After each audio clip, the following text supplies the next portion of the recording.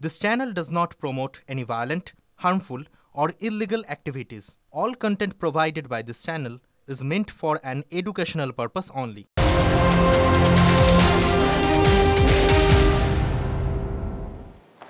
টিভি9 বাংলায় স্বাগত। Full and final নিয়ে তনিষ্ঠার সঙ্গে রয়েছে আমি শর্মিষ্ঠা। এই মুহূর্তে একটা গুরুত্বপূর্ণ খবর দিকে নজর রাখতে হবে যে আবারও মেট্রোয় বিভ্রাট, দমদমে সিগন্যালের সমস্যা তৈরি হয়েছে, যে কারণে এই মুহূর্তে মেট্রো চলাচল বিপর্যস্ত। আমার সঙ্গে রয়েছেন সহকর্মী সুশোভন। সুশোভন, কোন জায়গা থেকে, মানে কোন রুটটাই সব থেকে বেশি ক্ষতিগ্রস্ত জানবো তোমার কাছ থেকে।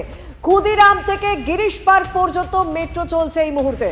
ক্ষুদিরাম থেকে গিরিশ পার্ক পর্যন্ত মেট্রো চলছে, আর গিরিশ পার্ক থেকে দক্ষিণেশ্বর পর্যন্ত মেট্রো চলাচল বন্ধ রয়েছে। আবারও মেট্রোয় বিভ্রাট, বারবার এরকম মেট্রোয় সমস্যা। স্বাভাবিকভাবে মেট্রো যারা যাত্রী রয়েছেন তারা মেট্রো পরিষেবা নিয়ে প্রশ্ন তুলছেন, কিন্তু বারবার কেন এই সমস্যা? আমার সঙ্গে রয়েছেন সহকর্মী সুশোভন। সুশোভন, আপডেট কি? দেখো, এই মুহূর্তে বারবার অ্যানাউন্স করা হচ্ছে যে মেট্রোগুলো রয়েছে সেগুলো কিন্তু অনেকটা ধীর গতিতে রয়েছে, এবং প্রত্যেকটার যে কখন কোনটায় আসবে সেটা বলা হচ্ছে। যারা যাত্রী তাদের সঙ্গে কথা বলবো। আচ্ছা, আপনাকে একটু জিজ্ঞাসা করি, আপনি তো সবেমাত্র এলেন গিরিশ পার্কে, সেক্ষেত্রে মেট্রোতে কি সমস্যা হলো? হ্যাঁ, মেট্রোতে সিগন্যালের দমদমে বলছে সমস্যা আছে। আমি স্প্ল্যানেড থেকে উঠেছি, বললো শহীদ ক্ষুদিরাম থেকে গিরিশ পার্ক অবধি চলবে। মানে কতক্ষণ লাগলো স্প্ল্যানেড থেকে আমরা গিরিশ পার্ক আসতে? আপনার কতক্ষণ লাগলো? প্রায় 20-25 মিনিট লাগলো। আপনার? আমি তো নেতাজি থেকে এলাম, প্রায় 45 মিনিট মতো লেট। নেতাজি থেকে এখানে আসতে প্রায় 1 ঘন্টা কাছাকাছি। প্রতিদিনই দেখা যাচ্ছে মেট্রোর কোনো না কোনো একটা সমস্যা দেখা যাচ্ছে। হ্যাঁ, পরশু দিনও গন্ডগোল হয়েছে। কালকে তো রাত্রিরে প্রায় 10 মিনিট পরে ট্রেন পেয়েছি। দেখো, যারা যাত্রী তারা আচ্ছা আরও কথা বলার চেষ্টা করব। দিদি, একটু বলবো, মেট্রোর কি কোনো সমস্যা হচ্ছে? হ্যাঁ, মেট্রোর সমস্যা হচ্ছে। প্রত্যেকটা সিগন্যালে কিছুক্ষণ দাঁড়াচ্ছে, সিগন্যালের সমস্যা হচ্ছে প্রত্যেকটা স্টেশনে। তো কিছু আপনাদের কতটা অসুবিধা হচ্ছে? হ্যাঁ, অনেকটা। প্রায় আমার তো 1/2 ঘন্টা মতো লেট হলো। মিটিং ছিল একটা, মিটিংও লেট হয়ে গেল। একদম স্বাভাবিকভাবে সাধারণ মানুষ মেট্রোটাকে অ্যাভেল করতে চান যাতে দ্রুত খুব পৌঁছে যাওয়া যায় তাদের গন্তব্যে, কিন্তু প্রায় প্রত্যেক দিনই এইরকম সমস্যা, সিগন্যালিং এর সমস্যা, প্রত্যেকটা স্টেশনে দীর্ঘক্ষণ দাঁড়িয়ে থাকতে হচ্ছে মেট্রোকে। সেইগুলো যথেষ্ট নিত্যযাত্রীদের সমস্যা তৈরি করছে, সেরকমই উদাহরণ আমরা তুলে ধরলাম আপনাদের সামনে। আপাতত ধন্যবাদ সুশোভন। আর আজ ব্রেকিং নিউজ এই মুহূর্তে। এসআইআর আবহে কমিশন রাজ্য পত্র সংঘাত। পশ্চিমবঙ্গে ইআরও নিয়োগে বেনিয়মের অভিযোগ। মুখ্য সচিবকে চিঠি পাঠিয়ে বিধি স্মরণ করালো কমিশন। সেই চিঠিতে আর ঠিক কি মেনশন করা হয়েছে, কি কি প্রশ্ন করা হয়েছে জানবো সবটাই। আমাদের প্রতিনিধি শ্রাবন্তী রয়েছে আমাদের সঙ্গে সরাসরি। শ্রাবন্তী,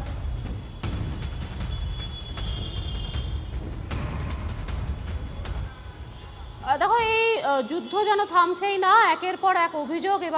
একেবারে জাতীয় নির্বাচন কমিশন থেকে একটি চিঠি পাঠানো হয়েছে মুখ্য সচিবের কাছে, যেখানে স্পষ্টভাবে 3রা অক্টোবর এই চিঠি পাঠানো হয়েছে।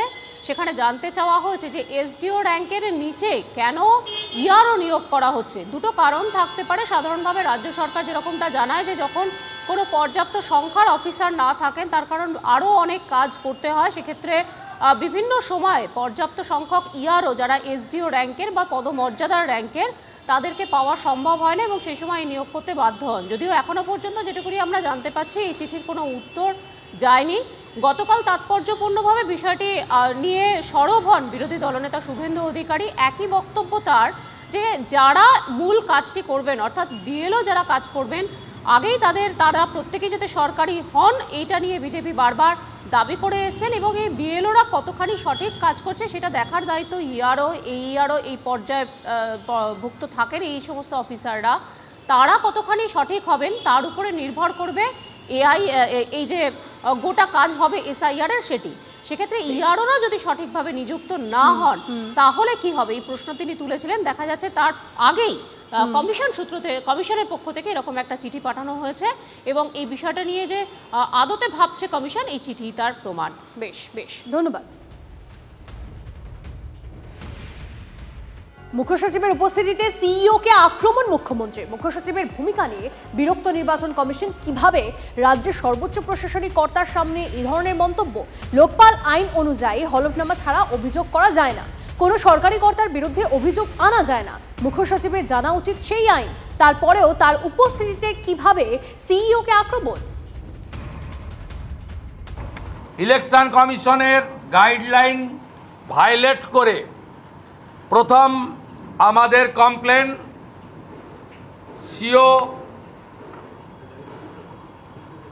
সিইসিকে পাঠানোর ব্যবস্থা করবেন, নইলে এর পরে বড় মিছিল নিয়ে আমরা আসব। এবং যদি অ্যাকশান না হয় এখানে ধর্ণা হবে দেওয়ালির পরে। ইলেকশন কমিশনের প্রতিনিধিকে আসতে হবে এখানে। 4 জন সাসপেন্ড হয়েছে, এফআইআর হয়নি কেন আমরা জানতে চাই। 4 জন সাসপেন্ড হয়েছে, আরও 2 জনের সাসপেন্ড একই অভিযোগে অভিযুক্ত, কেন সাসপেন্ড হয়নি আমরা জানতে চাই।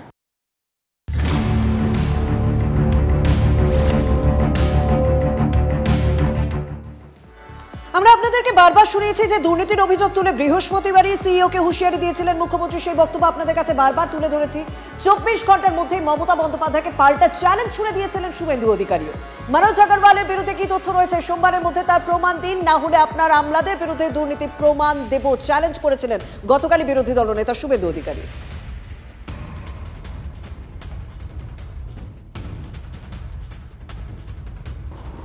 আপনি যদি সোমবারের মধ্যে বিরোধী দলনেতা এবং প্রধান বিরোধী দলের এই সমস্ত বিষয়ের অভিযোগ তথ্য প্রমাণ দিয়ে এক দুর্নীতি করে থাকলে কি দুর্নীতি তার প্রমাণ কি, 2 কোন আধিকারিককে চমকেছেন, কখন চমকেছেন, কিভাবে চমকেছেন, সেই আধিকারিকের অভিযোগ যদি সামনে না আনেন তাহলে ধরে নেব আপনি এসআইআর নিয়ে ভয় পেয়েছেন, ক্ষমতা হারানোর ভয় পেয়েছেন, তাই আপনি এই ধরনের কথাবার্তা বলেছেন, যেটাকে আমি রাজনৈতিক ভাষাও বলবো না, গুন্ডাদের ভাষা বলে বলবো।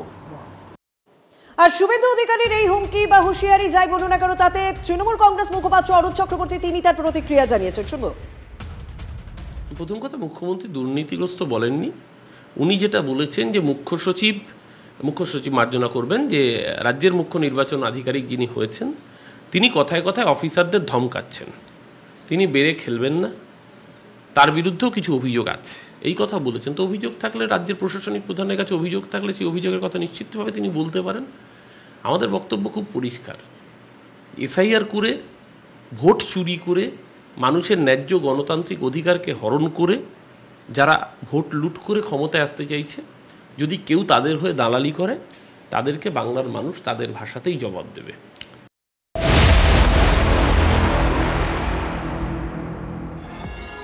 এবার দুর্গাপুরের দিকে নজর রাখতেই হচ্ছে, কারণ সেখানে তো ফের একটা গণধর্ষণের অভিযোগ সামনে আসছে। দুর্গাপুরে যে খবর সামনে এসছে, দ্বিতীয় বর্ষের মেডিকেল কলেজের ছাত্রী, যেমনটা জানা যাচ্ছে যে দুর্গাপুরের যে দ্বিতীয় বর্ষের মেডিকেল কলেজের পড়ুয়া তার গণধর্ষণ হয়েছে, এমনটাই অভিযোগ সামনে এসেছে। গতকাল সে যখন খাবার কিনতে বাইরে বেরোয়, তারপরে তাকে সেই মেডিকেল কলেজের পাশে একটি জঙ্গলে নিয়ে গিয়ে তার সঙ্গে গণধর্ষণ হয় বলে অভিযোগ সামনে এসেছে। ওড়িশার জলেশ্বর থেকে পড়তে এসে ভয়াবহ নির্যাতনের শিকার আরজি করের পর এবার দুর্গাপুর, রাজ্যে ফের ডাক্তারি পড়ুয়াকে ধর্ষণের অভিযোগ। দুর্গাপুরে বেসরকারি মেডিকেল কলেজের দ্বিতীয় বর্ষের ছাত্রীকে গণধর্ষণের অভিযোগ। ওড়িশার জলেশ্বর থেকে বাংলায় পড়তে এসে ভয়াবহ নির্যাতনের শিকার। পরিবার সূত্রে খবর, গতকাল রাত 8:30 নাগাদ ওই পড়ুয়া খাবার আনতে কলেজের বাইরে বেরিয়েছিলেন। অভিযোগ, সেই সময় কয়েকজন যুবক ওই তরুণীর পথ আটকায়। বেসরকারি হাসপাতালের পিছনের দিকে একটি রাস্তার পাশে জঙ্গলে নিয়ে গিয়ে গণধর্ষণ করা হয় ছাত্রীকে। গণধর্ষণের পর ছাত্রীর মোবাইল ছিনিয়ে নেওয়া হয় বলেও অভিযোগ। ছাত্রীর এক সঙ্গী হাসপাতালে ভর্তি করেন।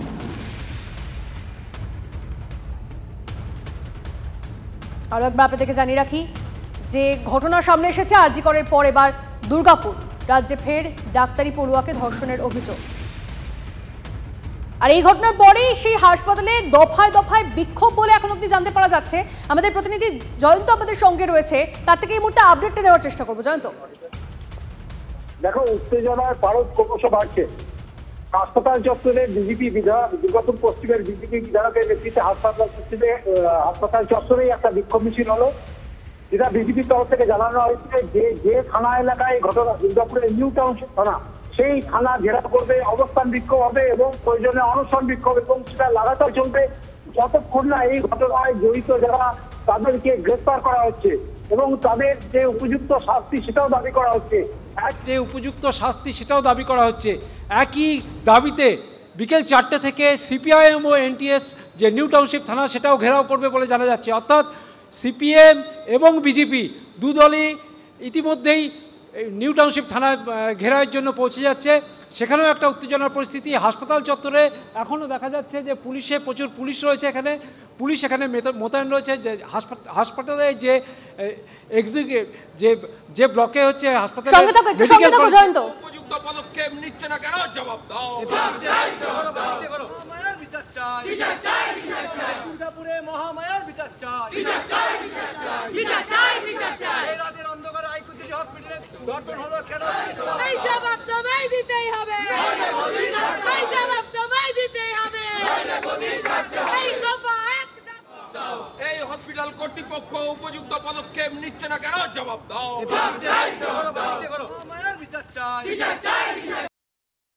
যতক্ষণে গ্রেপ্তার না হবে, অ্যারেস্ট না হবে, শাস্তি না হবে, আমাদের আন্দোলন চলছে, আন্দোলন চলবে। পুলিশ আর কলেজ কর্তৃপক্ষের ভূমিকা কোনো ভূমিকাই নেই। পুলিশ ঘুমাচ্ছে, কর্তৃপক্ষ ঘুমাচ্ছে। কর্তৃপক্ষ তো দায়ী নেই। থানায় গ্রেপ্তার এই অ্যারেস্ট ওয়ারেন্ট করবে না বা এফআইআর করবে না যে আমার কলেজ ছাত্রী সে ধর্ষিতা হয়েছে, তার গ্রেপ্তার করা হোক, শাস্তি দেওয়া হোক। দায়বদ্ধতা নেই, কারণ তৃণমূলের ভয়ে উপর থেকে ফোন আসেনি। পুলিশ বসে আছে, কখন মুখ্যমন্ত্রী ফোন করবেন, তারপরে পুলিশ ব্যবস্থা করবে। কিন্তু আমরা বলছি এ সেল থেকে ছাড়বো। এই মুহূর্তে ছবি দেখাবো আপনাদেরকে। এই মুহূর্তে হাসপাতালে পুলিশ মোতায়েন হয়েছে। আমাদের প্রতিনিধি জয়ন্ত আমাদের সঙ্গে রয়েছে। জয়ন্ত, পুলিশের তরফ থেকে বা কি বলা হচ্ছে? এখন অবধি কেন কোনো গ্রেপ্তারি নেই? দেখো, তোমাকে একটা জিনিস দেখাবো ছবি। এই যে পুলিশ মোতায়েন রয়েছে, তার সঙ্গে যে ছবিটা দেখাতে চাইবো, হাসপাতালের যে অ্যাডমিনিস্ট্রেটিভ ব্লক, সেই ব্লকে এই ছবিটা দেখাতে বলবো। দেখো, এই ছবিটা তালাবন্ধ। হাসপাতাল কর্তৃপক্ষ নিজেদেরকে তালাবন্ধ করে রেখেছে, আর বাইরে পুলিশ প্রহারা, যাতে বাইরে কেউ না আসতে পারে। হাসপাতাল কর্তৃপক্ষ কোনোভাবেই কথা বলতে চাইছে না মিডিয়ার সঙ্গে, কোনোভাবেই কথা বলতে চাইছে না যে রাজনৈতিক দলের নেতারা এসছে তাদের সঙ্গে। এবং পড়ুয়ারা এখানে ভিড় করে ছিল, যারা বাইরে বসছিল তাদেরকেও পাঠিয়ে দেওয়া হয়েছে হস্টেলে। অর্থাৎ হাসপাতাল কর্তৃপক্ষ এখনও পর্যন্ত কোনোভাবে কোনো সহযোগিতা করছে না বলে অভিযোগ। পুলিশ ইতিমধ্যে ঘটনা তদন্ত শুরু করেছে। ঘটনা আসল কি সেটা জানার চেষ্টা করছে বলে পুলিশ সূত্রে জানতে পেরেছি। একদিকে পুলিশ কিন্তু প্রহরে রয়েছে, হাসপাতালের যাতে কোনো ক্ষতি না হয় সেদিকটাও দেখছে পুলিশ। আমরা সংবাদ মাধ্যম বারবার হাসপাতাল কর্তৃপক্ষকে জিজ্ঞেস করার চেষ্টা করেছি যে কি ঘটনা ঘটেছে, আপনাদের কাছে কি তথ্য আছে, কোনো অভিযোগ আপনারা করেছেন কিনা। কোনো ব্যাপারেই হাসপাতাল কর্তৃপক্ষ আমাদের সঙ্গে কোনো সহযোগিতা করেনি, তারা মুখে কুলু পেটেছে। একদম সেই ছবি আমরা দেখতে পাচ্ছি। জয়ন্ত, তুমি আমাদের সঙ্গে থাকো। অর্থাৎ হাসপাতাল কর্তৃপক্ষ এই মুহূর্তে যে আপডেট আসছে, হাসপাতাল কর্তৃপক্ষ তারা তালাবন্দি করে রেখেছে নিজেদেরকে। অর্থাৎ আধিকারিকরা ভেতরে রয়েছে, কেউ কোনো রকম কোনো বক্তব্য রাখতে চাইছে না এই বিষয়ে, কোনো রকম মুখ খুলতে চাইছে না মিডিয়ার সামনে, কোনো রকম কমিউনিকেশন নেই। এই মুহূর্তে দেখতে পাচ্ছেন পুলিশের 6 লাভ হাসপাতাল চত্বর। একটু আগেই বিক্ষোভ দেখায় বিজেপি, একাধিক প্রশ্ন ওঠে এবং রাজ্যে ফের ডাক্তারি পড়ুয়াকে ধর্ষণের অভিযোগ সামনে এসেছে। কেন এরপরেও এখন অব্দি কোনো গ্রেপ্তারি নেই? এই ধরনের নানা রকম প্রশ্ন সামনে আসে, বিক্ষোভ দেখায় তারা। এরপর থেকে হাসপাতাল কর্তৃপক্ষ একেবারে মুখে কুলুপ দিয়ে রেখেছে। দুর্গাপুরে ডাক্তারি ছাত্রীকে গণধর্ষণের অভিযোগ, প্রতিবাদে নির্যাতিতার সহপাঠীদের ডেপুটেশন, কলেজের প্রিন্সিপাল ও ডিনকে মাস পিটিশন ডাক্তারি পড়ুয়াদের। কেন তদন্তের দেরি, এই প্রশ্ন তুলে সোচ্চার পড়ুয়ারা। এর পাশাপাশি আপনাদেরকে জানিয়ে রাখি, সিপিএম তাদের তরফ থেকেও বিক্ষোভ দেখানো হয়, বিজেপির তরফ থেকেও বিক্ষোভ দেখানো হয় এক দফা, এবং তারপর সিপিএম এর তরফ থেকেও বিক্ষোভ দেখানো হয়। প্রশ্ন একই, যে কেন তদন্তে দেরি, কেন এখনো অবধি কোনো গ্রেপ্তারি নেই, কিভাবে এই ঘটনা ঘটলো, কেন ঘটছে, এই ধরনের একাধিক প্রশ্ন নিয়ে তারা বিক্ষোভ দেখায়। সিপিএম এর তরফ থেকেও বিক্ষোভ দেখানো হয়। এই মুহূর্তে সেই ছবি দেখছেন।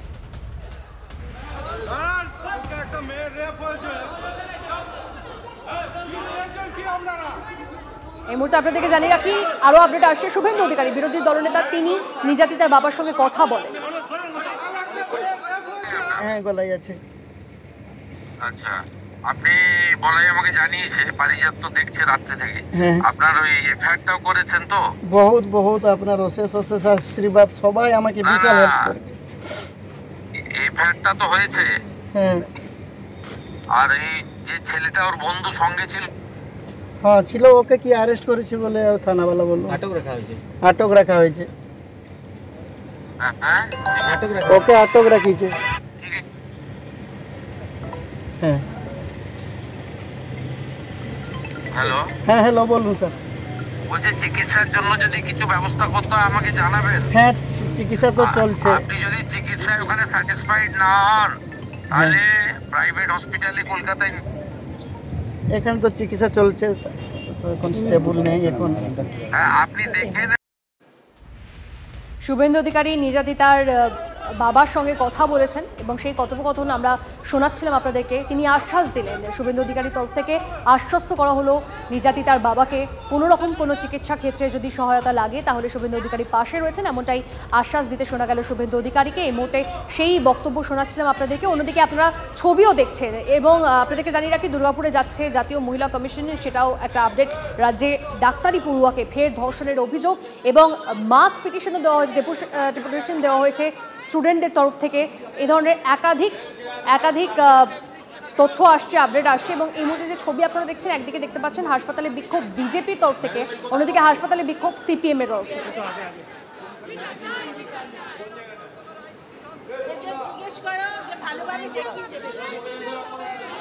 তৃণমূল নেতা অরূপ চক্রবর্তী, তার বক্তব্য পেয়েছি আমরা, কি বলছেন তিনি শুনুন। তার বন্ধুটি যার সাথে বেরিয়েছিলেন তিনি তাকে ফেলে পালিয়ে যান এবং সেই সুযোগ নিয়ে এই নোংরামিটা হয়েছে। পুলিশ প্রশাসন খুব গুরুত্ব দিয়ে বিষয়টা দেখছে। ইতিমধ্যেই এফআইআর বুকড হয়েছে, তার সেই বন্ধুকেও ডেকে আনা হয়েছে, তাকেও জিজ্ঞাসাবাদ করা হচ্ছে যে কেন তারা অত রাতে ওখানে গিয়েছিলেন।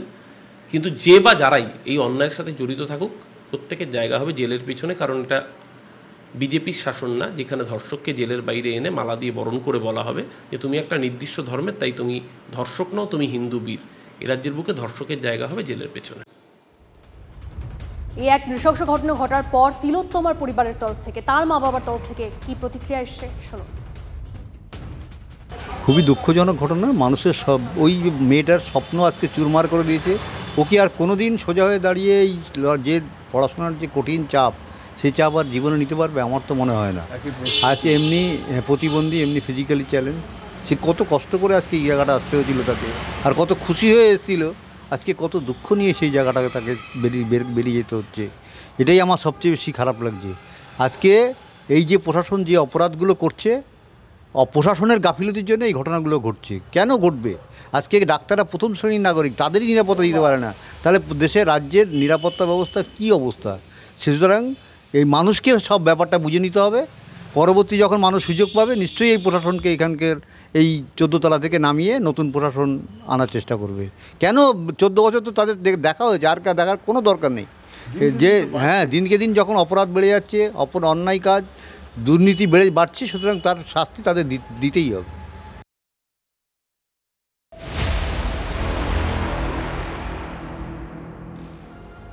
এবার খড়গপুরের দিকে একটু নজর। তৃণমূলের গোষ্ঠী কোন্দল, শাসক দলের পঞ্চায়েত প্রধান এবং পঞ্চায়েত সদস্যের গোষ্ঠীর মধ্যে রীতিমতো হাতাহাতি। পঞ্চায়েত সদস্যকে মারধর করা হয়, কালিয়ে ছিটিয়ে দেওয়ার অভিযোগ প্রধানের বিরুদ্ধে। পাল্টা পঞ্চায়েত সদস্যের বিরুদ্ধে মারধর, কালি ছেটানোর অভিযোগ প্রধানের। তৃণমূলের দুই গোষ্ঠীর মধ্যে সংঘর্ষে ব্যাপক উত্তেজনা ছড়ায় খড়গপুর 2 নম্বর ব্লকের চাঙ্গুয়াল অঞ্চল অফিসে।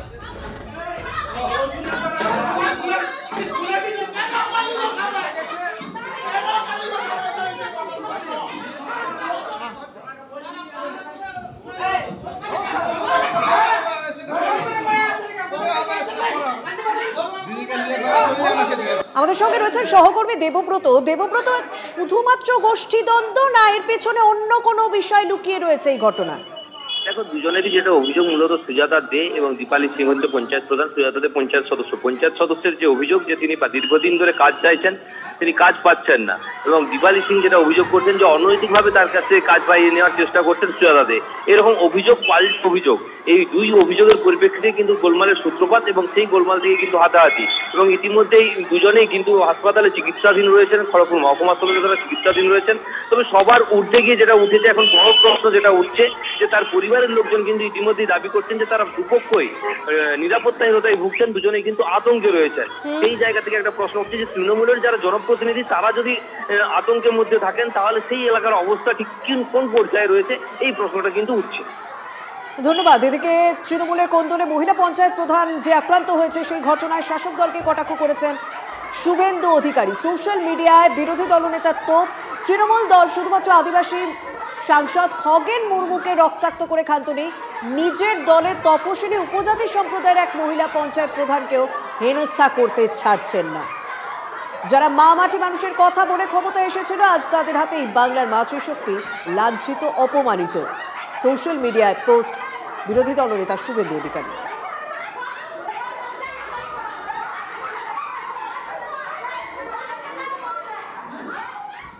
এদিকে নিজের দলের হাতে আক্রান্ত পঞ্চায়েত প্রধান দীপালি সিং। ঘটনার পর থেকে আতঙ্কে খড়গপুরের চাঙ্গুয়াল পঞ্চায়েতের তৃণমূল প্রধান। তিনি নিরাপত্তাহীনতায় ভুগছেন, ভর্তি রয়েছেন খড়গপুর মহকুমা হাসপাতালে। দলিত পরিবারের সদস্যরা কতটা সুরক্ষিত সে নিয়ে প্রশ্ন তুলছেন আক্রান্ত পঞ্চায়েত প্রধানের মেয়ে। অন্যদিকে অভিযুক্ত পঞ্চায়েত সদস্য সুজাতাদের পাল্টা দাবি, এলাকার মানুষের জন্য উন্নয়নের কাজ চাওয়াতেই প্রধানের দ্বারা তিনি আক্রান্ত হয়েছেন। আতঙ্কে ভুগছেন তিনিও।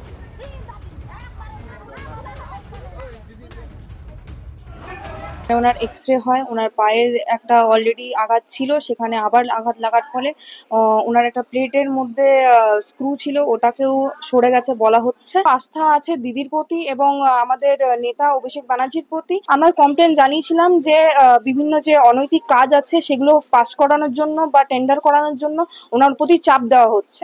আমরা অনেকবার তাদের কাছে চিঠি বা কমপ্লেন করে জিনিসটা তুলে ধরার চেষ্টা করেছি। পরবর্তীকালে শুনেছি যে ওই চিঠিগুলো ওনাদের কাছে ঠিকমতো পৌঁছায়নি। মারধর করেছে, প্রচন্ড মারধর করেছে। যখন আমার মারধর করেছে তখন আমার উত্তরার শ্রেণীর পাবলিকরা জেনে গেছে, জনসাধারণ, তখন জনসাধারণটা এসেছে। আর উনি তখন বারবার বলেছে কিনা আমি কিনা বিজেপির সাথে জয়েন হয়ে আমি কিনা বিজেপি টিকেছি, কিন্তু না, কালকে মিটিং ছিল, কালকে আমাদের মিটিং ছিল, বাজেটের মিটিং।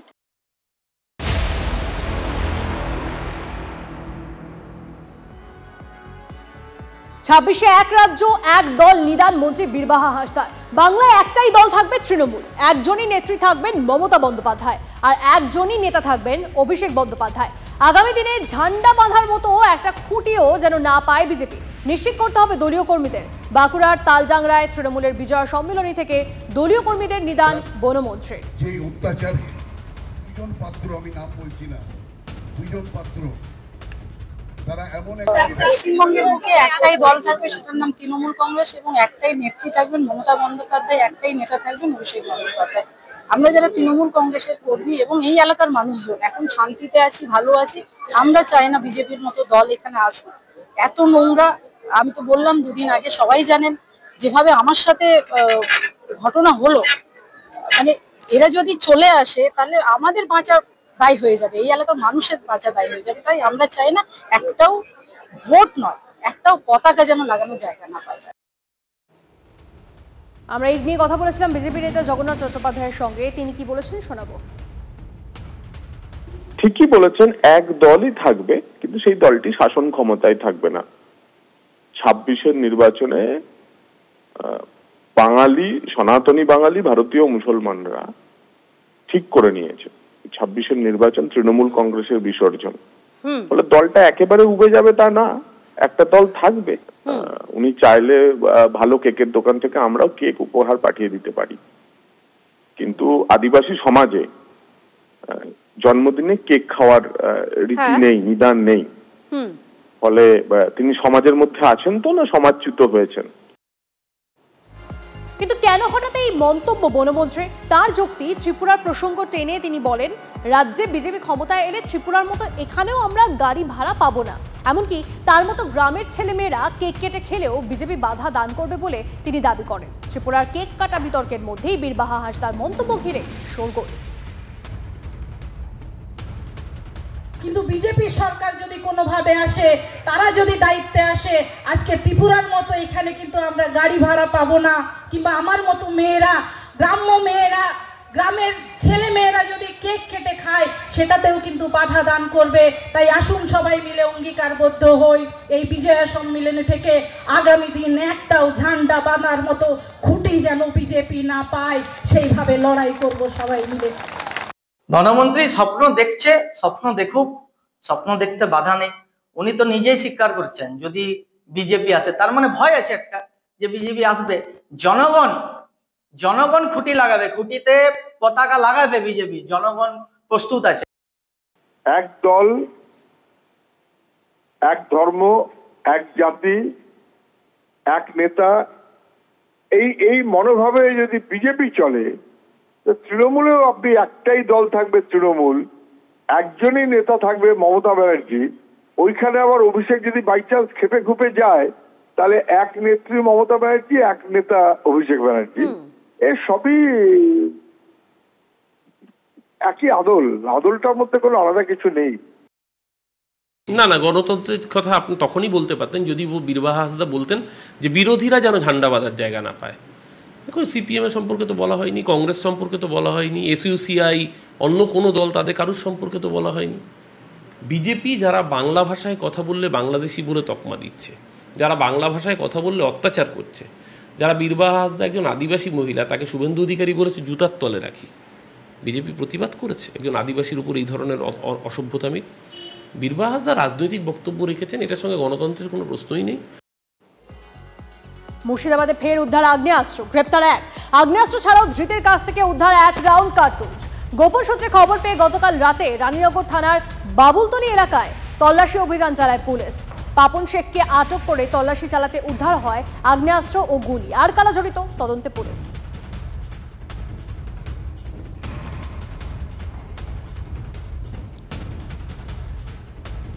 আজকের পর আগামীকালও সাময়িক বন্ধ থাকবে দ্বিতীয় হুগলি সেতু। মেরামত এবং সংস্কারের কাজ চলছে শহরের ব্যস্ততম এই সেতুতে।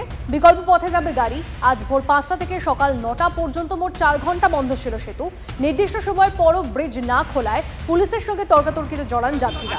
আগামীকাল বিকেল 3টে থেকে রাত 8টা পর্যন্ত মোট 5 ঘন্টা সেতু বন্ধ থাকবে।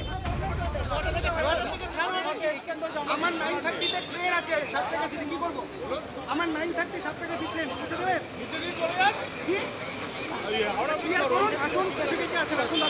আপনার গাড়ি আছে, তাহলে ওই বের করবে, আসুন। আমার গাড়ি বার করে দিন, বের হবো।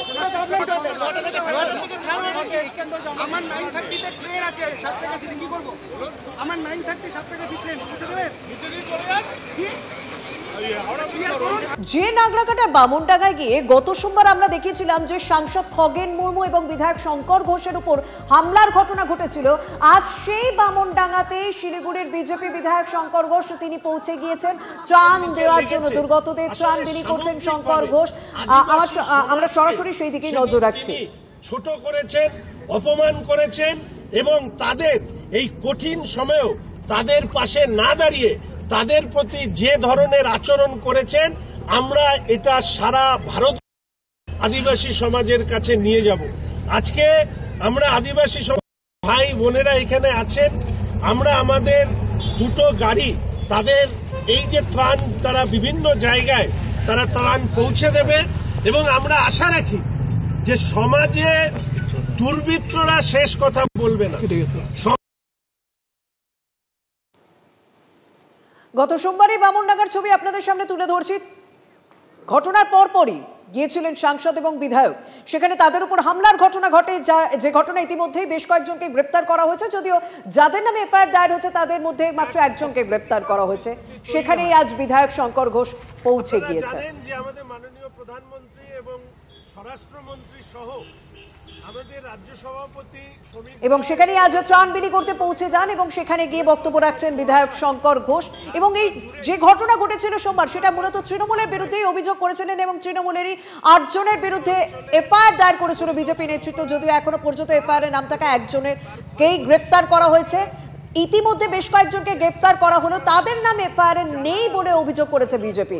সেই এলাকাতেই পৌঁছে গিয়েছেন আজ, মানে সোমবার আক্রান্ত হয়েছেন, শনিবার পৌঁছে গিয়েছেন বামনঘাটায় বিধায়ক শঙ্কর ঘোষ। সেখানে দুর্গতদের ত্রাণ বিলি করেন তিনি। সঙ্গে রয়েছেন আমার সহকর্মী রনি। রনি, সোমবারের ছবিটা আর আজকের ছবিটা আকাশ পাতাল, কিন্তু আজ তিনি যখন যান, দুর্গত যারা রয়েছেন তারা কিরকম রেসপন্স করেন শঙ্কর ঘোষকে পেয়ে? দেখো শর্মিষ্ঠা, শঙ্কর ঘোষ কিন্তু যেই এলাকায় গন্ডগোল হয়েছিল সেদিন সেই এলাকায় আজকে যাননি, কারণ পুলিশের তরফে তাকে মানা করা হয়েছে, যেমনটা বিজেপির তরফে জানানো হয়েছে।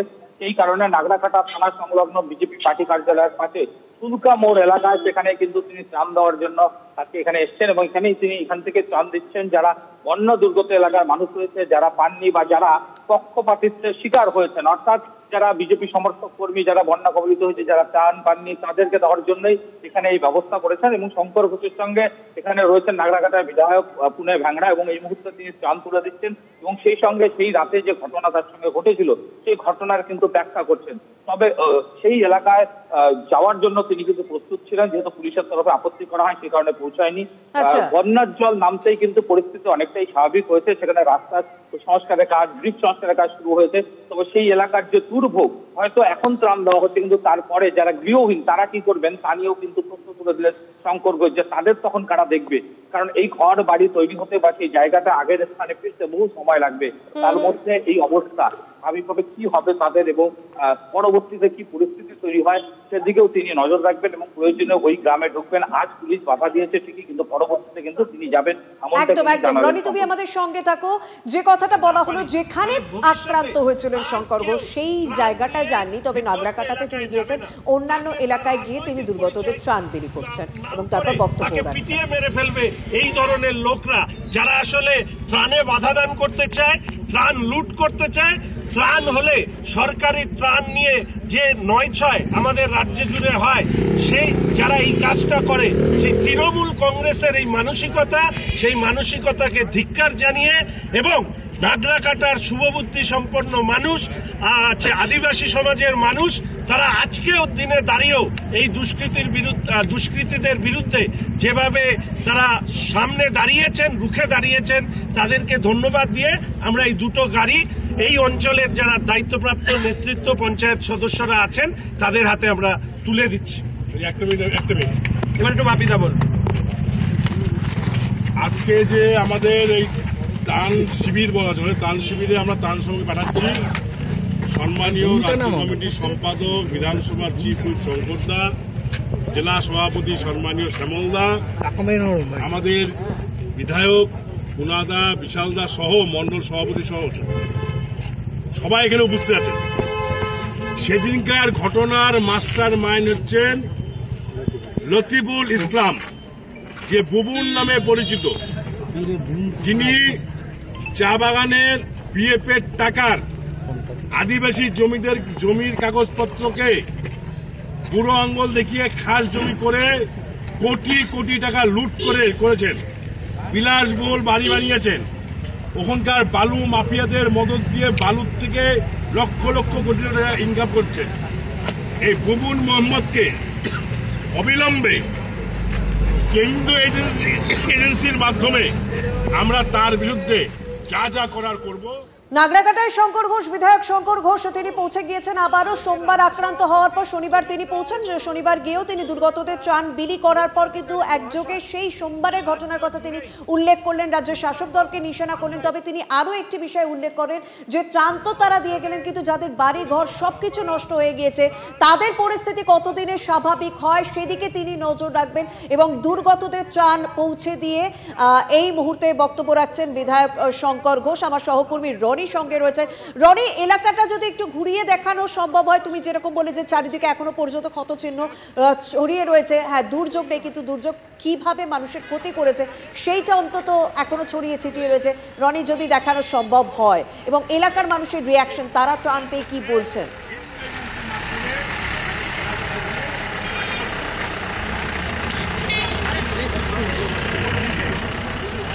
দেখো ঠিক একদমই তাই। এই মুহূর্তে আমি দাঁড়িয়ে রয়েছি সেই এলাকায় যেখানে ত্রাণ দেওয়া হচ্ছে এবং ঠিক এখানে শঙ্কর ঘোষ কিন্তু সেই ত্রাণ ডিস্ট্রিবিউশনের কাজ শুরু করেছেন। আমরা দেখানোর চেষ্টা করবো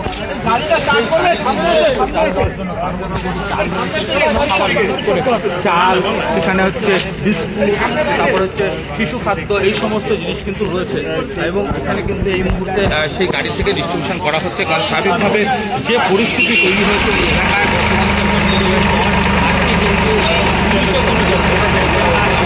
রনি, তুমি যেখানে দাঁড়িয়ে রয়েছো লরিটার যেহেতু আওয়াজ হচ্ছে, অডিওটা সমস্যা হচ্ছে, তুমি যদি গাড়িটা থেকে একটু সরে দাঁড়াও সম্ভব যদি হয়। আমরা দেখতে পাচ্ছি যে আমরা TV9 বাংলা এক্সক্লুসিভ দেখাচ্ছি যে নাগরাকাটায় কিভাবে ত্রাণ পৌঁছে গিয়েছে এবং সেই ত্রাণ এবার সাধারণ মানুষের মধ্যে বিলি হচ্ছে, কিন্তু গাড়িটা থেকে যদি একটু দূরে থাকা সম্ভব হয়।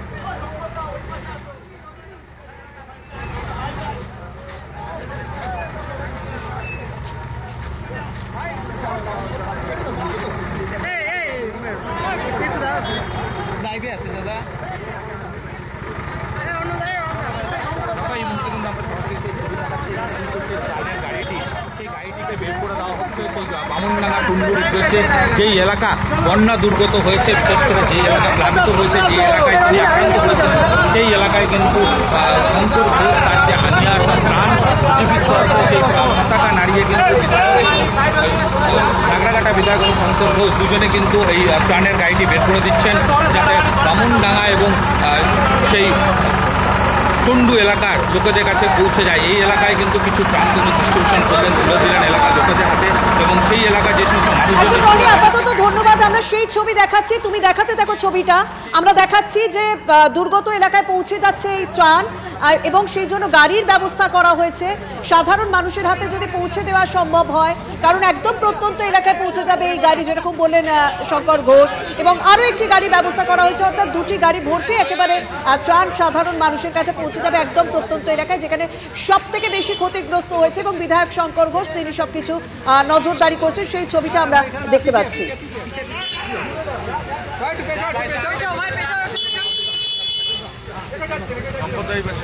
রনি, যদি একটু শঙ্কর ঘোষের সঙ্গে কথা বলা সম্ভব হয়।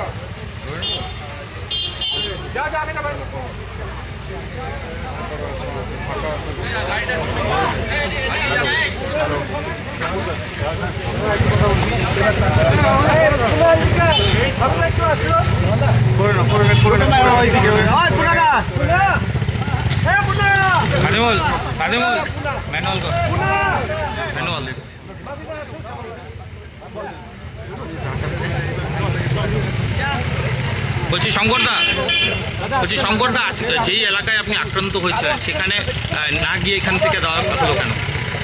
দেখুন, নাগরাকাটায় এসে নাগরাকাটার স্থানীয় নেতৃত্ব যেভাবে আমাকে বলেছে আমরা ঠিক সেইভাবেই করি।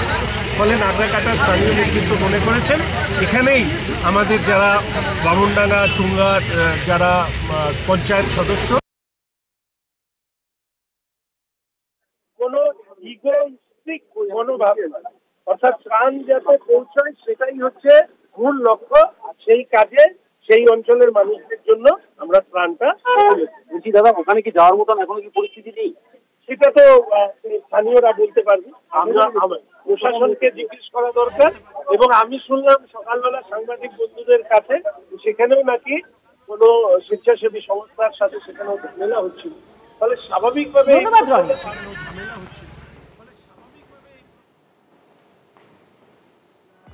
নাগরাকাটায় গাঠিয়া নদীর ওপরে সেতু সংস্কারের কাজ আটকে দিলেন স্থানীয় মহিলারা। গতকাল গভীর রাতে ধসে পড়ে বালির বস্তার গার্ডওয়াল, বরাত জোরে প্রাণে বাঁচেন শ্রমিকরা। এরপরই কাজ বন্ধ করে দেন স্থানীয় মহিলারা।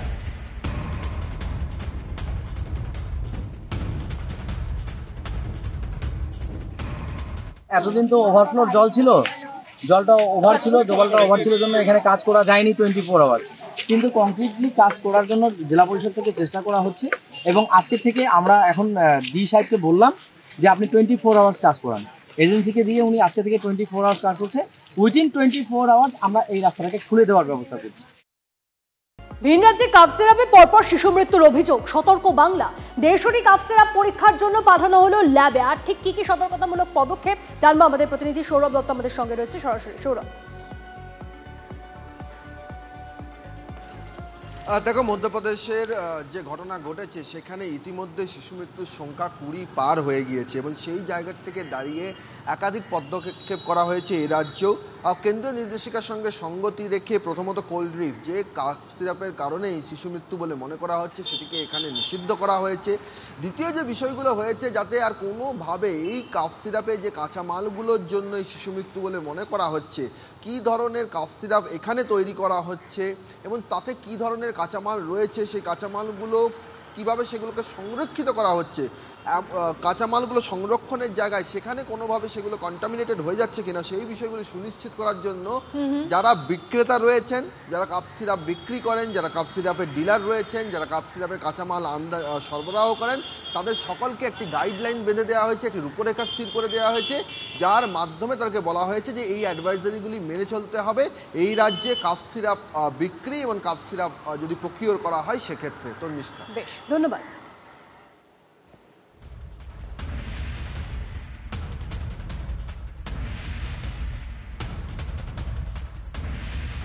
দেশটি কাফ সিরাপ পরীক্ষার জন্য ল্যাবে পাঠানো হলো। কাফ সিরাপ বিক্রির ক্ষেত্রে বিশেষ সতর্কতা জারি। সতর্ক বাংলা। পাকিস্তানি গুপ্তচর সংস্থা আইএসআই এর হয়ে চোর বৃত্তির অভিযোগ। রাজস্থানের এক বাসিন্দাকে গ্রেপ্তার করলো সিআইডি। কি জানা যাচ্ছে এই যাকে গ্রেপ্তার করা হয়েছে তার ব্যাপারে জানবো আরো ডিটেইলস আমাদের প্রতিনিধি সুজয়ের থেকে। সুজয়, দেখো, গত 2 বছর ধরে এই ব্যক্তি কাজ করছিল এবং পাকিস্তানের আইএসআই এর যে হ্যান্ডলার, যে নিজেকে ঈশা শর্মা বলে পরিচয় দিয়েছিল, তার সঙ্গে সোশ্যাল মিডিয়ায় পরিচয় হয় এবং রাজস্থানে যে ক্যান্টনমেন্ট এলাকাগুলো আছে সেখানে সন্দেহজনকভাবে ঘোরাফেরা করতে দেখা গিয়েছিল বেশ কয়েকদিন আগে। তারপরেই তার উপর নজরদারি চালানো হয় এবং অবশেষে তার সোশ্যাল মিডিয়া এবং বিভিন্ন প্ল্যাটফর্মে নজরদারির পর এই অভিযুক্তকে গ্রেফতার করা হয়েছে। এবং ঈশা শর্মা আসলে একজন পাকিস্তানি আইএসআই হ্যান্ডলার এবং আইএসআই এর সে কর্মী। সেখান থেকে পাকিস্তান থেকে সোশ্যাল মিডিয়া সহ বিভিন্ন প্ল্যাটফর্মের মাধ্যমে সে যোগাযোগ রাখছিল এবং অর্থ সরবরাহ করতো। এই ঈশা শর্মা বলে যে পাকিস্তানি হ্যান্ডলার, তার সঙ্গে যোগাযোগ রাখতো এই রাজস্থানের এই যুবকের সঙ্গে, তাকে কিন্তু টাকাও দেওয়া হতো, মোটা টাকা দেওয়া হতো এবং তার বিনিময়ে বিভিন্ন তথ্য আদান প্রদান করতো বা বিভিন্ন তথ্য, ছবি, ক্যান্টনমেন্ট এলাকার বিভিন্ন ছবি, সেনা ট্রাক বা সেনার কোনো রকম কোনো গতিবিধি হলে সেই ছবি তুলে দেওয়া, ভিডিও তুলে দেওয়া বা সেই তথ্যটা জানিয়ে দেওয়া, এই সংক্রান্ত কাজবার শুরু করেছিল। কিন্তু যখন অপারেশন সিন্দুর শুরু হয় তখন তারপর থেকে এই অভিযুক্ত ব্যক্তির গতিবিধি আরও পাল্টে যায়, সে আরও অ্যাক্টিভ হয়ে ওঠে। তখন থেকেই রাজস্থানের যে ইন্টেলিজেন্স সংস্থা রয়েছে তারা তার উপর নজরদারি বাড়ায় এবং অবশেষে তাকে গ্রেফতার করা হয়েছে। সে যে মোবাইল এবং যে সমস্ত ডিজিটাল ডিভাইস ব্যবহার করে এই তথ্য, ভারতের গুরুত্বপূর্ণ তথ্য সরবরাহ করতো, সেটাও বাজেয়াপ্ত করা হয়েছে। মূলত অফিসিয়াল সিক্রেসি অ্যাক্ট, সেই আইনের ধারাতেই, তাকে নির্দিষ্ট ধারাতেই এই অভিযুক্ত যুবককে গ্রেফতার করা হয়েছে এবং তার সঙ্গে আর কেউ রয়েছে কিনা রাজস্থানের সেটাও খতিয়ে দেখছে। একদম নজর রাখো সুজয়, ধন্যবাদ। এদিকে জম্মু কাশ্মীরের অনন্তনাগে অভিযানের সময় শহীদ ভারতীয় সেনার 2 প্যারা কমান্ডো। অভিযানের সময় শহীদ ল্যান্স নায়ক সুজয় ঘোষ এবং ল্যান্স হাবিলদার পলাশ ঘোষ। জঙ্গি দমন অভিযানের সময় প্রতিকূল আবহাওয়ায় আটকে পড়েন তারা। প্রাকৃতিক দুর্যোগের মাঝেও কর্তব্যে অবিচল ছিলেন তারা। শহীদ 2 জওয়ানের বীরত্বকে কুর্নিশ ভারতীয় সেনা। জওয়ানদের মৃত্যুতে শোকের ছায়া এলাকায়। শহীদ সুজয় ঘোষ বীরভূমের বাসিন্দা। কাশ্মীরের অনন্তনাগে শহীদ হয়েছেন রাজনগরের কুন্ডিয়া গ্রামের বাসিন্দা সুজয় ঘোষ এবং এই সুজয় ঘোষের সেই বাড়ি, এই বাড়িতেই থাকতেন সুজয় ঘোষ। এই মাসের 14 তারিখে বাড়ি আসার কথা ছিল, কিন্তু বাড়ি ফেরা হচ্ছে, কিন্তু 14 তারিখে নয়, আজই তিনি ফিরছেন কফিন বন্দি হয়ে। কারণ কাশ্মীরে শহীদ হয়েছেন অ্যান্টি টেরর যে অভিযান চলছিল, এই অ্যান্টি টেরর অভিযান চলার সময় শহীদ হয়েছেন সুজয় ঘোষ। তার পরিবারের লোকজন এবং গ্রামের লোকজন মর্মাহত এবং শোকাহত, কারণ তাদের পাড়ার ছেলে, বাড়ির ছেলেকে এভাবে হারাতে হবে সেটা তারা বুঝতেই পারেনি। শোকাহত রয়েছে পুরো গ্রাম এবং পরিবারের লোকজন। তারা অপেক্ষায় রয়েছে কখন দেহ আসবে। আজ বেলা 3টে থেকে 3:30 নাগাদ এই গ্রামে দেহ আসার কথা রয়েছে। গ্রামের ছেলেকে, বাড়ির ছেলেকে শেষবারের মতো তারা একবার দেখতে যায়। আর সে কারণে কিন্তু বাড়ির আশেপাশে বিভিন্ন লোক, পাড়ার লোক তারা এসে জমায়েত হয়েছে, কারণ তারা চাইছে বাড়ির ছেলেকে বা এই ঘরের ছেলেকে একবার লাস্ট বারের মতো দেখতে। ক্যামেরায় বিক্রমের সাথে হিমাদ্রি, TV9 বাংলা। ফোনে ছিল তো হতে আছে, ক্রিটিক্যাল অবস্থার মধ্যে আছে। ফোনে আবার যোগাযোগ করে আমার সাথে 1:30 নাগাদ ফোন করে, আমাদের মধ্যে নেই। সিও স্যার ফোনে আমাকে এইটুকু জানিয়েছে। শহীদ অপর জওয়ান পলাশ ঘোষ মুর্শিদাবাদের বাসিন্দা। আজ দুজনের দেহ পৌঁছবে গ্রামের বাড়িতে। জঙ্গি দমন অভিযানে গিয়ে শহীদ হয়েছেন মুর্শিদাবাদের হরিহরপাড়ার বাসিন্দা পলাশ ঘোষ। প্যারা কমান্ডোতে 2009 সালে তিনি চাকরিতে জয়েন করেন। পুজোর আগে পঞ্চমীর দিন বাড়ি থেকে চাকরিতে আবার জয়েন করার জন্য গেছিলেন। কাশ্মীরে পৌঁছে শেষ কথা হয়েছিল বাবা মায়ের সঙ্গে এবং তারপরে লাস্ট 3 দিন আগে কথা হয়েছে তার স্ত্রীর সঙ্গে। তার 2 সন্তান রয়েছে। সেই ফুটফুটে শিশুরা এখনো জানেন না যে তার বাবা আর নেই। জঙ্গি দমনে গিয়ে, তুষার ধসে গিয়ে শহীদ হয়েছেন পলাশ। আর এই খবর বাড়িতে আসতেই কান্নায় ভেঙে পড়েছে পরিবার, প্রতিবেশী, গ্রামবাসী সকলেই। তবে দেশের জন্য গর্ববোধ করছেন যে জঙ্গি দমনে গিয়ে শহীদ হয়েছেন, সেই জন্য গর্ববোধ করছেন তার বাবা মা। ক্যামেরায় সিদ্ধার্থর সাথে কৌশিক, TV9 বাংলা। রেজিনগরের কাছে বাড়ি, এই একই ডিপার্টমেন্টে একই সঙ্গে চাকরি পেয়েছে। ও ছুটিতে বাড়ি এসছে, ও এসে বলল কাকা আমাকে অফিসিয়াল খবর দিতে বলল পলাশ সিরিয়াস আশঙ্কাজনক অবস্থায় জম্মুর আইসিতে ভর্তি আছে। আমি আবার বললাম যে তাহলে সমিত আমাকে সত্যি কথাটা বললো, যেহেতু আমি গার্জেন। আমার ছেলের মোবাইলের থেকে ফোনটা ওদের কাছে ছিল, ছেলের মোবাইল থেকে ফোন করে সমিত বলছে দাদা আর নাই। ফের রাজ্যে একটা ধর্ষণের অভিযোগ, এবার জলপাইগুড়ির রাজগঞ্জে 12 বছরের নাবালিকাকে ধর্ষণের অভিযোগ সামনে আসছে। কথা বলবো আমাদের প্রতিনিধি নীলেশ্বরের থেকে। নীলেশ্বর, ঠিক কি অভিযোগ, এখন অবধি ঠিক কি আপডেট? দেখো, রাজগঞ্জের থেকে অত্যন্ত একটি ঘৃণ্যতম ঘটনার খবর সামনে এসছে, যেখানে এক 60 ঊর্ধ্ব বৃদ্ধা তার দ্বারা গর্ভবতী হয়েছে এক 12 বছরের নাবালিকা, এমনটাই খবর এসছে। কিন্তু আশ্চর্যের বিষয় যেটা আমরা সামনে দেখলাম এবং যেটা অত্যন্ত প্রশংসনীয়, সেই বৃদ্ধার যে মেয়ে রয়েছে তিনি কিন্তু তার বাবার শাস্তির দাবি করেছেন রাজগঞ্জে। এই ঘটনায় অভিযুক্ত গ্রেপ্তার হয়েছে, অভিযুক্তকে এই মুহূর্তে জলপাইগুড়ি আদালতে আনা হয়েছে এবং তার বিরুদ্ধে পক্সো 6 নম্বর ধারায় মামলা রুজু করেছে পুলিশ। এবং নাবালিকার যে বয়ান, সে বয়ান সংগ্রহ করা হয়েছে এখনো পর্যন্ত বলে জানা যাচ্ছে পুলিশ সূত্রে। বেশ, ধন্যবাদ।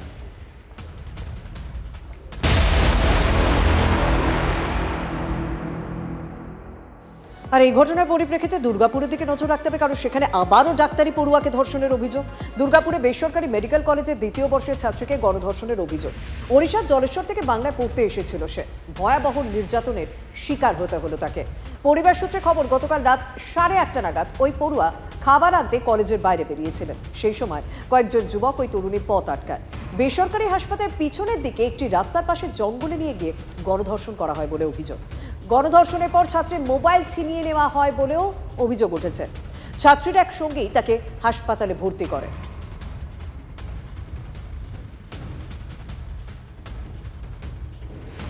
আজ সকাল থেকে পরিস্থিতি উত্তপ্ত হয়ে উঠেছিল বেসরকারি হাসপাতাল চত্বরে।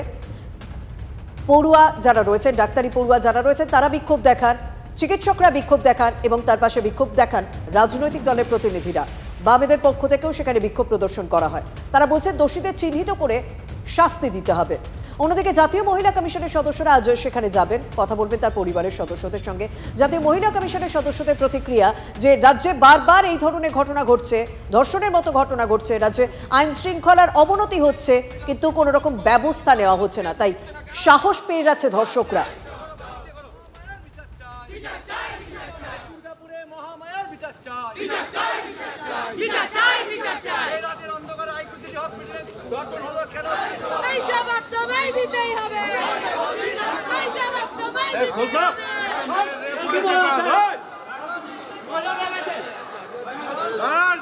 একটা মেয়ের রেপ হয়েছে, ওড়িশার জলেশ্বর থেকে বাংলায় পড়তে এসে এরকম ভয়াবহ নির্যাতনের শিকার। স্বাভাবিকভাবে এই ঘটনায় তিলোত্তমার বাবা মাও কড়া প্রতিক্রিয়া দিয়েছেন। সুপ্রিম কোর্টের প্রধান বিচারপতিকে চিঠি দিয়েছেন ওয়েস্ট বেঙ্গল ডক্টরস ফ্রন্ট। দুর্গাপুরে মেডিকেলের ছাত্রীকে গণধর্ষণের যে অভিযোগ উঠছে, সেখানে এবার WDF এর পক্ষ থেকেও সুপ্রিম কোর্টের প্রধান বিচারপতিকে চিঠি দেওয়া হয়। আমার সঙ্গে রয়েছেন সহকর্মী সৌরভ। সৌরভ, চিঠিতে কি উল্লেখ করা হয়েছে, কি দাবি করছেন তারা? দেখো, চিকিৎসক সংগঠন ওয়েস্ট বেঙ্গল ডক্টরস ফোরাম প্রধান বিচারপতির দৃষ্টি আকর্ষণ করেছেন দুর্গাপুরের ঘটনাকে কেন্দ্র করে। তার কারণ তারা চিঠিতে উল্লেখ করেছেন যে আরজি করের ঘটনার সময় স্বতঃপ্রণোদিত হয়ে সুপ্রিম কোর্ট মামলা দায়ের করেছিল এবং সেই ক্ষেত্রে একেবারে সুনির্দিষ্টভাবে রূপরেখা তৈরি করে দেওয়া হয়েছিল, গাইডলাইন তৈরি করে দেওয়া হয়েছিল যে চিকিৎসা সংক্রান্ত শিক্ষা প্রতিষ্ঠানে চিকিৎসক যারা পড়ুয়া রয়েছেন তাদের নিরাপত্তায় কি কি করণীয়, কি কি করতে হবে, একেবারে 1, 2, 3, 4 করে পয়েন্ট স্থির করে দেওয়া হয়েছিল। এরপরও দুর্গাপুরের এই ঘটনা, সেই বিষয়টি উল্লেখ করেই তারা যেটা চিঠিতে যেটা বলতে চেয়েছেন যে প্রধান বিচারপতি সেই সময় তৎকালীন প্রধান বিচারপতি স্বতঃপ্রণোদিত হয়ে শীর্ষ আদালত যে মামলা দায়ের করেছিল, তারা স্থির করে দিলেন যে চিকিৎসক পড়ুয়াদের নিরাপত্তায় কি কি করতে হবে সেটা সারা দেশে বলবৎ হলো, ন্যাশনাল টাস্কফোর্স গঠন করা হলো। তারপরও দুর্গাপুর মেডিকেল কলেজের এই ঘটনা এবং কোথাও গিয়ে তারা যেটা চিঠিতে যেটা উল্লেখ করতে চেয়েছেন যে দায় কার, এই ঘটনার দায় কার, সেই প্রশ্ন তুলেই তারা প্রধান বিচারপতির কাছে দ্বারস্থ হয়েছে। শর্মিষ্ঠা, ধন্যবাদ।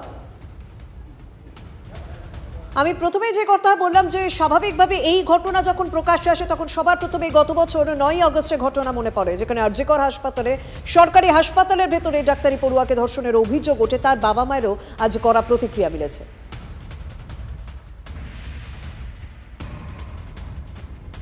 স্বপ্ন শেষ হয়ে যাচ্ছে, মেধা শেষ হয়ে যাচ্ছে, এটা কিছুতেই মেনে নেওয়া যায় না। আমার মেয়ের যদি বিচার হতো, আমার মেয়ের যে 2024-এ ঘটনার পরে একটা ঘটনা গুড়াপে ঘটেছিল, ছোট একটা শিশুকে ধর্ষণ হয়েছিল তার, তখন তার মা বলেছিল আরজি করে ডাক্তার দিদি বিচার পেল না, আমরা কি বিচার পাবো? এই যে হতাশাটা মানুষ কাজ করছে মানুষের মধ্যে, এই হতাশা সরিয়ে আমাদের রাস্তায় আসতে হবে। সে কত কষ্ট করে আজকে এই জায়গাটা আসতে হয়েছিল তাকে, আর কত খুশি হয়ে এসেছিল, আজকে কত দুঃখ নিয়ে সেই জায়গাটাকে তাকে বেরিয়ে যেতে হচ্ছে। এটাই আমার সবচেয়ে বেশি খারাপ লাগছে। আজকে এই যে প্রশাসন যে অপরাধগুলো করছে, প্রশাসনের গাফিলতির জন্য এই ঘটনাগুলো ঘটছে। কেন ঘটবে? আজকে ডাক্তাররা প্রথম শ্রেণীর নাগরিক, তাদেরই নিরাপত্তা দিতে পারে না, তাহলে দেশের রাজ্যের নিরাপত্তা ব্যবস্থা কি অবস্থা? ঘটনা কোনো না কোনো অংশে এই ধরনের যারা দুষ্কৃতীরা যে ধরনের ঘটনা ঘটায় তাদেরকে প্রশ্রয় দিচ্ছে, মদত দিচ্ছে। বাংলা এই জায়গা থেকে ধর্ষকদের একটা মুক্তাঞ্চলে পরিণত হতে চলেছে। সুরক্ষা, মেডিকেল কলেজগুলোতে ক্যাম্পাসগুলো সুরক্ষার ক্ষেত্রে এবং স্বাস্থ্য ব্যবস্থার ক্ষেত্রে আমরা বলেছিলাম যে প্রয়োজন শুধুমাত্র সদিচ্ছা। তাহলে এই সদিচ্ছাটুকু যদি দেখানো যায় তাহলে এই ধরনের ঘটনা সম্পূর্ণভাবে আটকে রাখা যায়।